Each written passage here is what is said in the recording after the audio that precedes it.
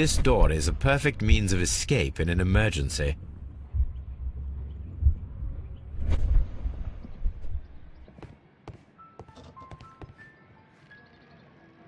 This hatch leads to a cellar.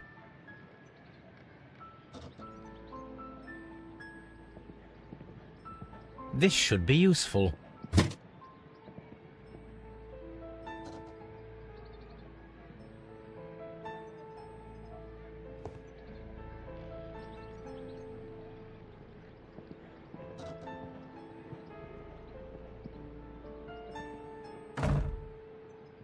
The door is now blocked.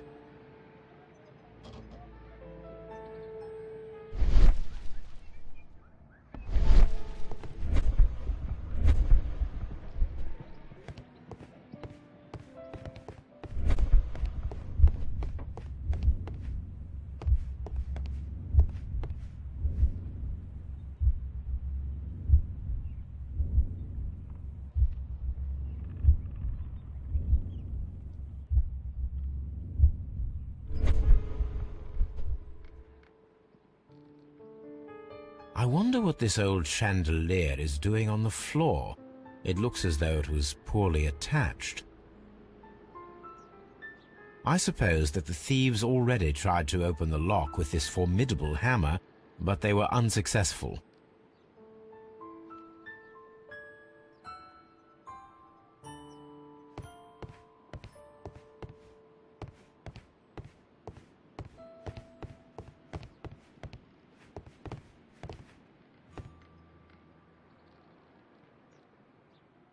These are the marks of ineffectual lock-picking attempts.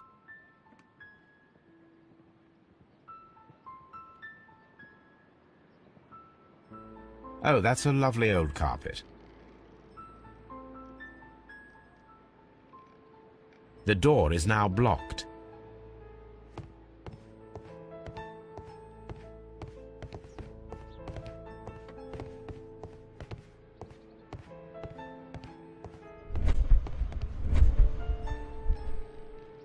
This works very well. No one will escape through this window now.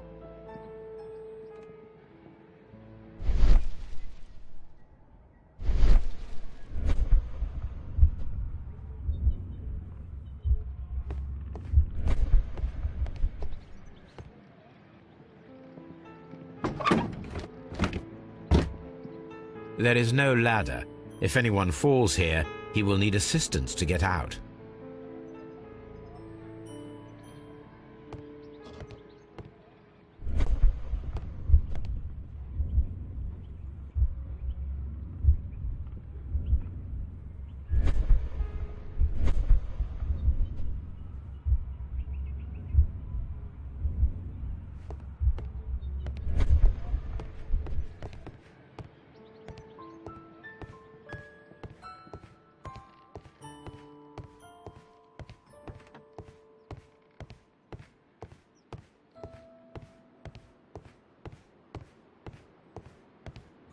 The door is...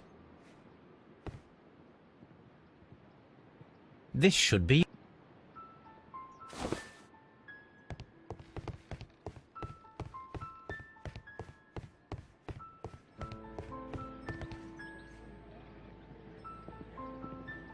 Now, it's not an open hatch, just a nice carpet on the floor.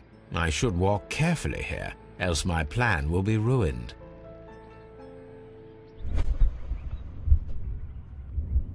Now, if a thief runs through the kitchen, he'll pay a surprise visit to the cellar. The door is now blocked.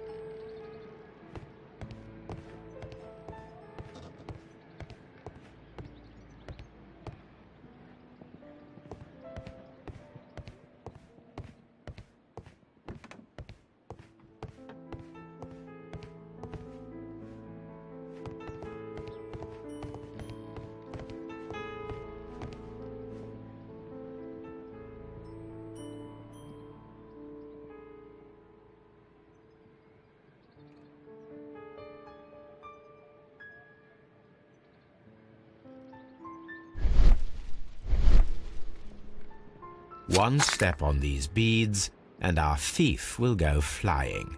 I should walk carefully here, else my plan will be ruined.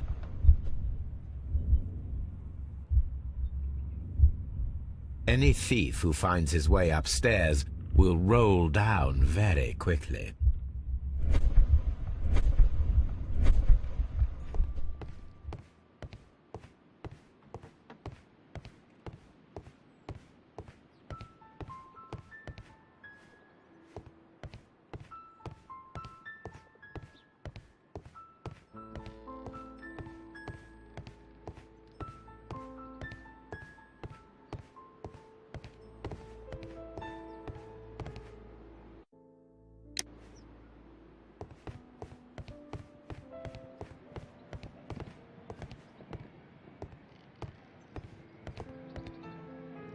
This should be useful.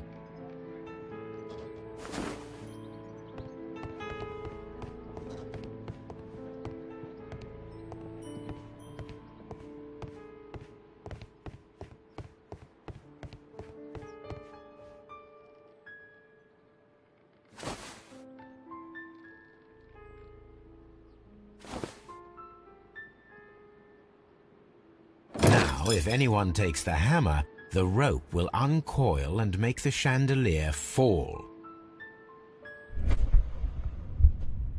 If he runs through the dining room and takes a sledgehammer to force open the door, the chandelier will knock him down. The traps for my circus companions are all prepared. I can leave now, but I'll return later with Charles Foley and his companions.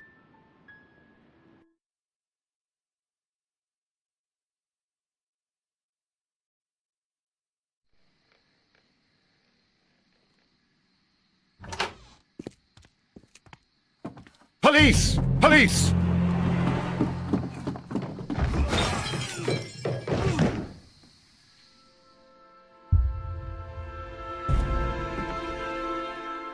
Stop where you are! Where are they? Trapped, Watson, with your assistance. How so? You sounded just like a real bobby, my dear fellow. You startled them into the traps. I did? I assure you, Watson, it was quite an entertaining show. They will not escape the house now. You scum! And this is the pistol used for the murder in Half Moon Street. How'd you know about that? Have you closed the case yet, Sherlock? Mycroft, what are you doing here? Did you follow me? Sherlock, it may seem that I used you, but you should be pleased to know that you have served our Queen well, in this instance. So now, let us catch the big fish. But this man is not one of the merry men? No. Then why exactly are we here, Sherlock? This gentleman, Charles Foley, has been involved in a double murder, and the hunter of a set of valuable antiques, the Hellenistic treasures, which disappeared in a theft many years ago. You're no better than the coppers!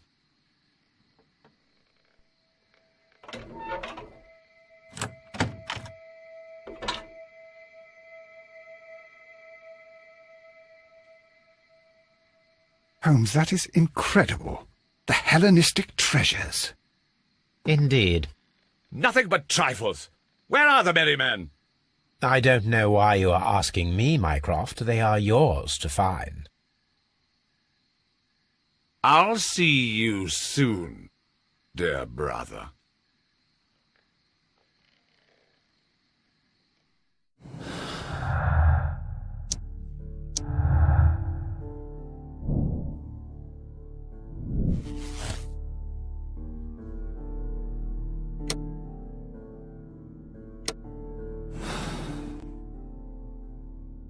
Don't move, you flim-flammer.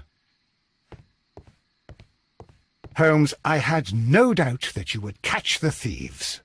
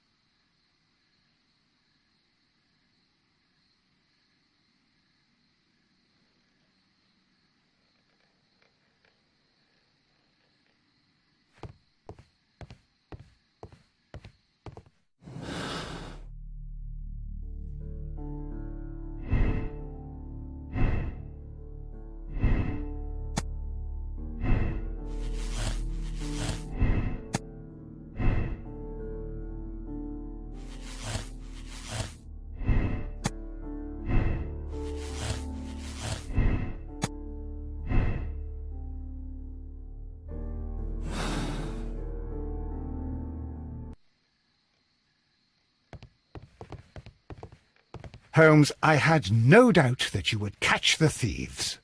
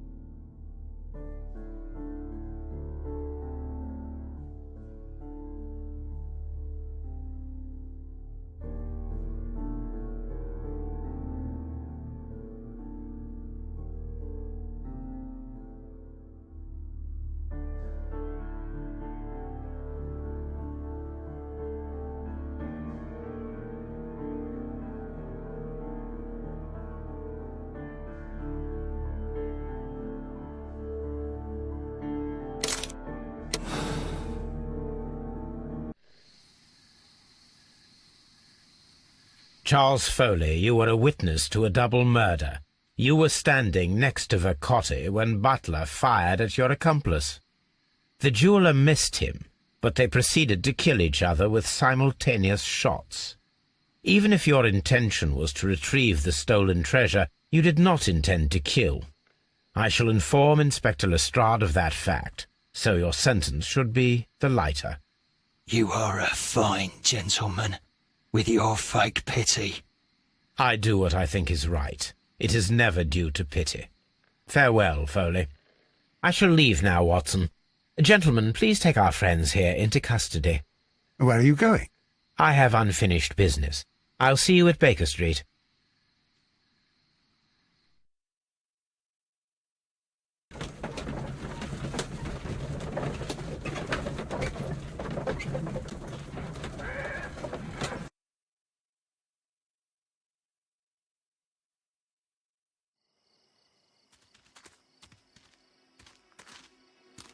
Be careful with the lamps. Don't bring them too close to the barrels. Good evening, gentlemen. Who's there? That is of no importance. What matters is who you are and the plans that you have here. So you can stop us from carrying them out? Eventually, yes. Hey, careful. You'll blow us all up. I'm listening. We are a group known as the Merry Men. But I suppose you knew that already. We are the men who've already lost everything of value in their lives. We are ruined shopkeepers. We are workers who were fired from their jobs. Honest people who were robbed. We were forced out from our homes and thrown onto the street. And all of this in the name of the so-called law. The laws that were set out by our government. The laws that make the commoners only more vulnerable and the wealthy more protected. We are not only from the British Empire. Some of us are from the New Lands, America, Australia, and we are many. But men we are still, and we are merry for that we stopped being afraid. For those powers that be had done their best to plant the fear inside our souls, and we accepted it so easily. The fear advised us to keep our heads bowed. It prevented us from fighting. Bankers and politicians, they own our lives, our work, our bread, and they push us to compete between each other, just to see who may serve them better. But in the end, they are the few, so they are weak. They are nothing without their titles. We should not fear them. Our so-called masters should fear us instead. The time has come for our group to stand tall. Our great and many merry men. We are going to blow up the London Stock Exchange. No life shall be lost. But ownerships, debts, and property titles? They shall all be destroyed. They're only papers, after all. So many people will be freed over this night. That is a radical step to take. What result do you truly expect? Chaos. But soon people will understand that they are free, and that they don't belong to anyone. They will be able to work for themselves, together, without letting the rulers dictate what to do, and finally justice will arise. What you are intending to do is a crime. It is not justice. How do you see justice, then? Kids go to prison for a loaf of dry bread. And how many lords do you see punished for stealing from their people, sending them to their deaths in mines or overseas to fight for land? Our masters wouldn't hear us. So now it's time to sing the song of the merry men. Will you let us do our duty?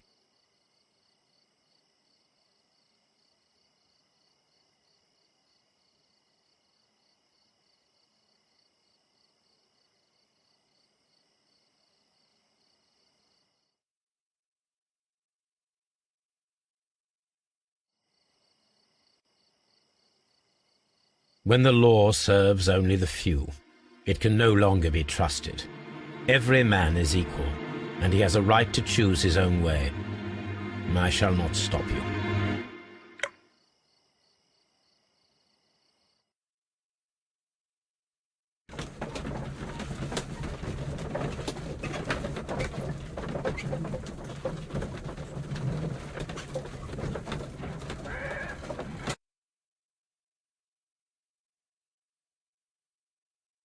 So, you're interested in Russian literature now? Quite, lately. It is an interesting book. I remember a few lines. Really? I tried reading it myself, but I had a hard time understanding it. Yes, Doctor. It's about intelligence. Sherlock, I vaguely recall one of the lines. Sometimes it takes something more than intelligence to act intelligently. There were also a few words along the lines of, pain and suffering are always inevitable for a large intelligence and a deep heart.